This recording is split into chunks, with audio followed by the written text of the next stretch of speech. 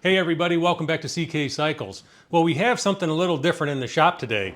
This is a 2005 Yamaha Banshee SE, which is a 350cc twin liquid cooled quad. And it's a pretty mean machine. A buddy of mine who owns it dropped it off here at the shop a couple weeks ago to see if I could get it running. It's been sitting for quite a few years, and so we figured that the carbs needed to be go through, get some fresh gas in it and so on, and maybe get this thing fired up and running again. Well, I did just that. I took the fuel tank off, cleaned it all out and flushed it, mixed up some fresh gas. I also removed the carburetors, sprayed them out with carb cleaner. They looked pretty good on the inside, so I didn't think a full rebuild was necessary. And then today, I mounted the carburetors back on and got the fuel in the fuel tank and kicked it, and it started right up. But when I took it out for a spin, I noticed that it was running roughly, and it seemed like it was missing on the right cylinder. And so I brought it back in. I took a little bit closer look at the carburetors, and I noticed that the carburetors were out of sync. I removed the pod filters off of the back of the carburetors and looked inside the slides.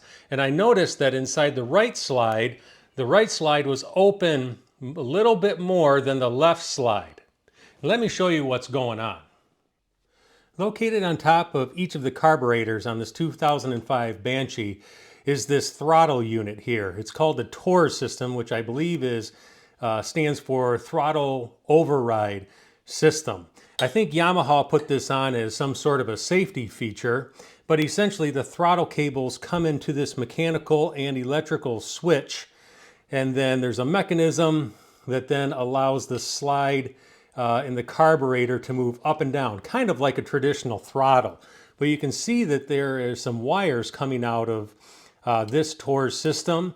And so I think under certain conditions, certain safety conditions, the TORS systems will cut the spark to the engine and stop the engine from running.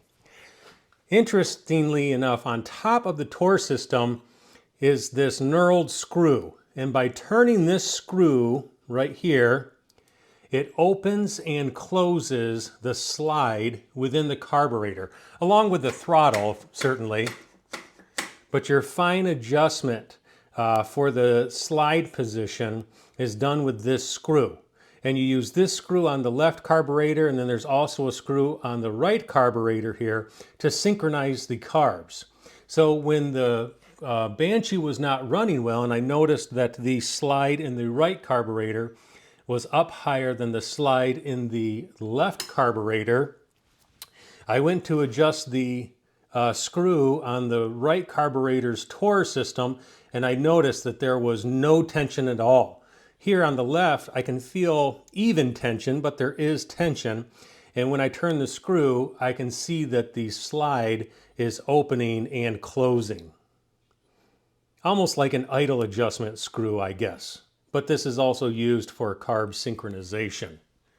So let me show what was going on with the TORS system on the right side of the carburetor. So this is the inside of the TORS system on the right side carburetor. I have removed a couple springs and pieces already. I was disassembling this to see if I could find out what was going on. But essentially, when you pull the throttle, let's see if it'll do it.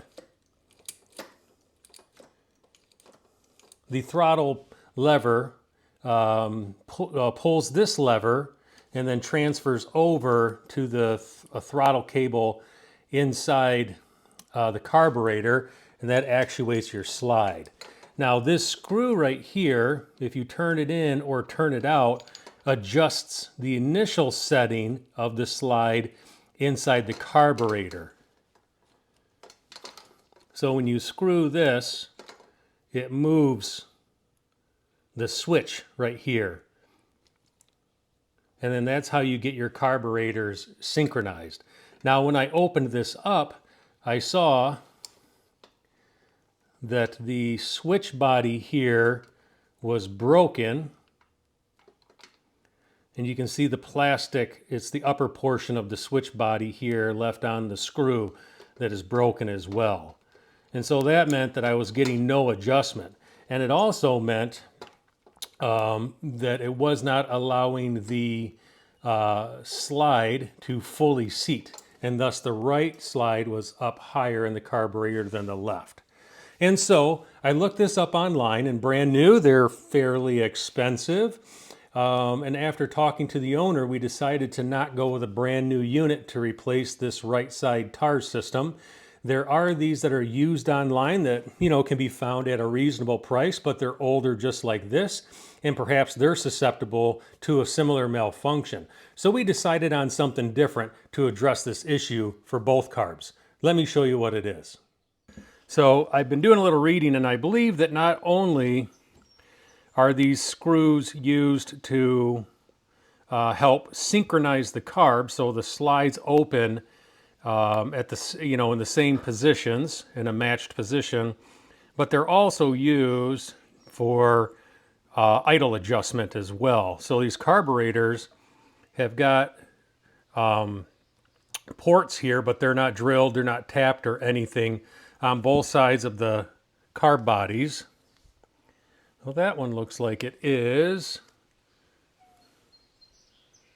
That one looks like it might be threaded, but it's not drilled all the way through. Anyways, so there is ports on both the left and the right carburetor for idle adjustment screws, but they just haven't been drilled through, and there's no screw for idle adjustment. So these control not only synchronization but also idle adjustment. So what I'm planning to do is to get rid of the throttle override systems on both of the carbs and just go to a traditional cap with a traditional cable adjustment holder here. And I bought a kit to do that, and this is the kit that I bought, readily available online. This is the 1PZ kit, and I thought that I would give this a try. So let's see what's in the kit.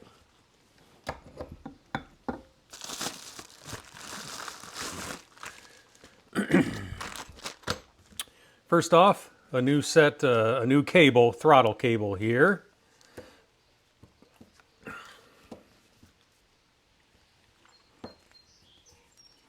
So it's a single pull at the throttle lever down to dual pull at the carburetors.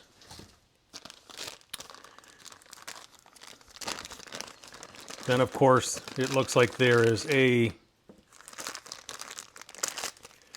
new cap, a new cable guide here, guide and adjuster, and cap seal, one for each carburetor. But then also included in this kit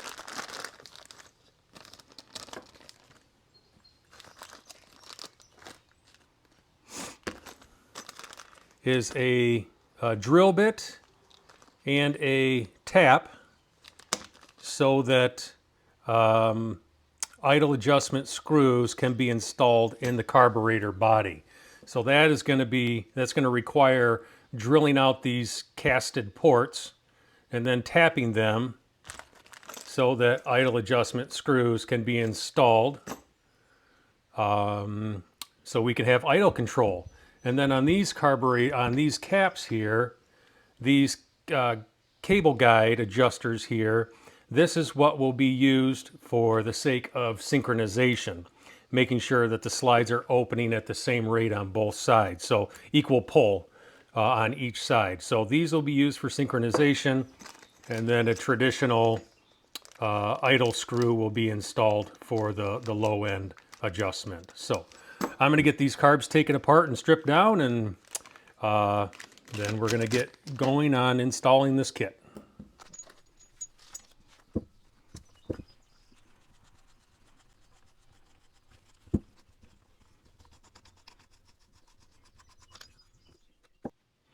One thing I want to pay attention to before I get these carbs too far separated is that since there are casted ports on both sides of the carb bodies, I'm just going to mark quickly my outer ports because I want my idle adjustment screws here on the outside. So I'm just going to mark this one, mark that one so I don't get those messed up. Yeah, so the slides are also different. So there is a left slide and a right slide. The slides have a sloped port right here, you know, for an idle adjustment screw to push against for the idle adjustment. And so I do want to make sure that I keep straight that there is a right slide and a left slide. Carbs look pretty clean. I had already sprayed them out once before, but I did buy a carb kit here, so I am going to replace some of the parts inside the carbs. Mostly I'm going to be checking for stock jet sizes, and I probably, if I can, I will replace the float valve seat and the float valve itself. The left, I believe the left carburetor was overrunning with fuel. And so I want to be sure I replace those seats. Getting these float bowl pins out always makes me nervous. Always makes me nervous because I've seen a lot of broken mounts here. So there we go.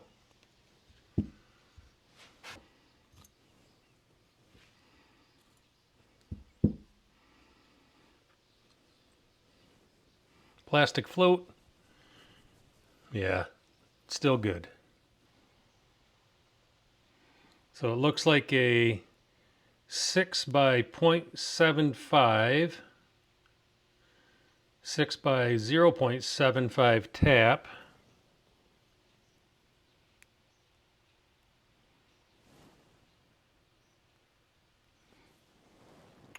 And I'm having a hard time reading the drill bit. Anyways, so that will go through, and we need to drill all the way through into the slide cavity here. And then after that is done, then we will tap it. So there is one thing that I am noticing. I don't know if I can show it to you on camera though. The cast port here is tapered higher on this end, and then it slopes down this way towards the upper portion of the carb body. You see what I mean? It's not perpendicular to the carb body, it's sloped. So what I think I need to do is probably to flatten that off, because there is lock nuts provided with the idle screws, and those lock nuts will probably sit against these cast ports. So I think the first thing I want to do is to flatten those so that they're perpendicular to the carb body.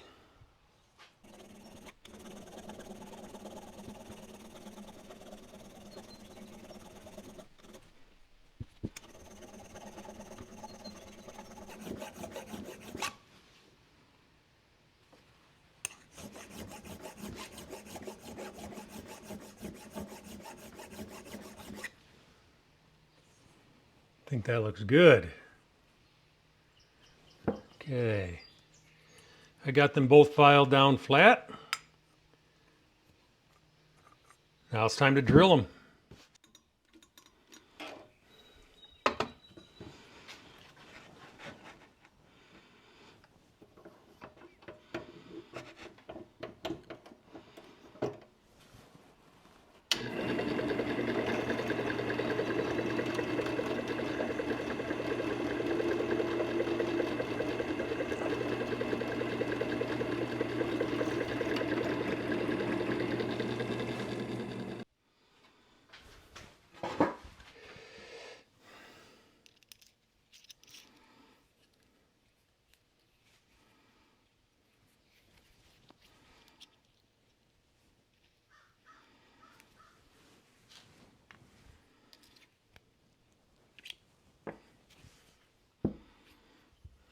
All right, either I'm going to have a successful tapping here and get some idle screws in these carburetors, or I'm going to ruin a couple of good carb bodies.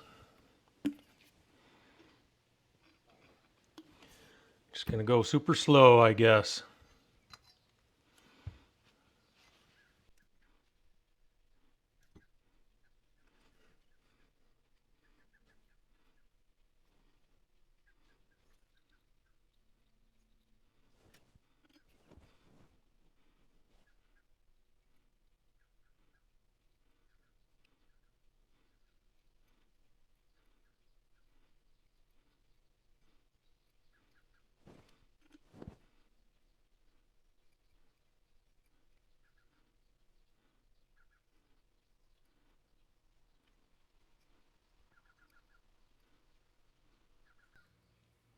I think after I'm done tapping both of these, I'll spray them out. Like I said, I'll test the screws, but I think I'm going to soak them in my ultrasonic cleaner, you know, for an hour or so, just to make sure I get all of the shavings out. Boy, that looks almost factory. Let me go clean it out real quick.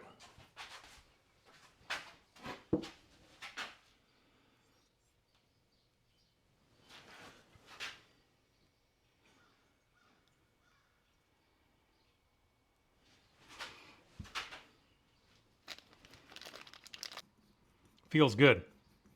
Feels real good. And then you can see it coming through right there. Hey. One down, one to go.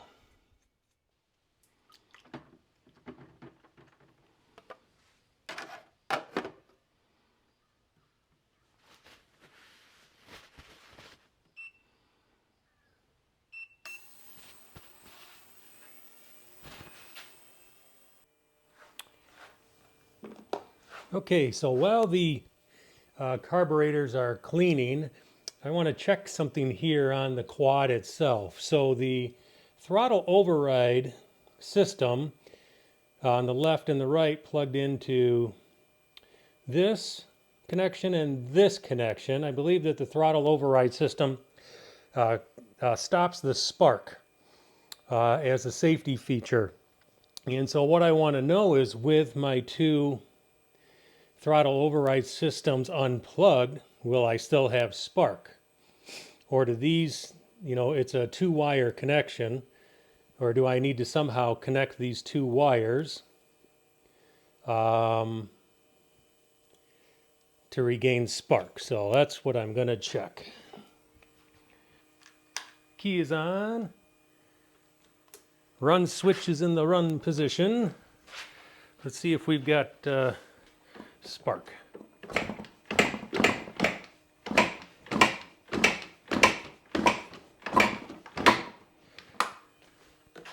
No spark.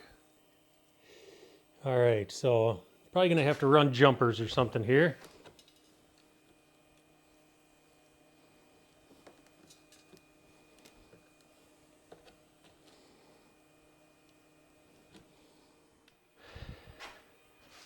Hope for spark.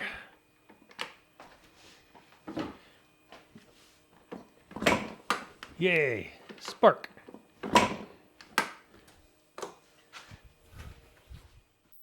Okay, so this is my plan. This is the wiring harness off of the right throttle override switch. My plan is to cut this off, connect these two wires, and then plug this back in, and that should make sure we retain our spark. So I threw a little solder on these connections. These do sit on top of the engine up under the fuel tank. I think there's a pretty good chance these could get like soaking wet and, you know, all that. So I thought it'd be wise to tin them.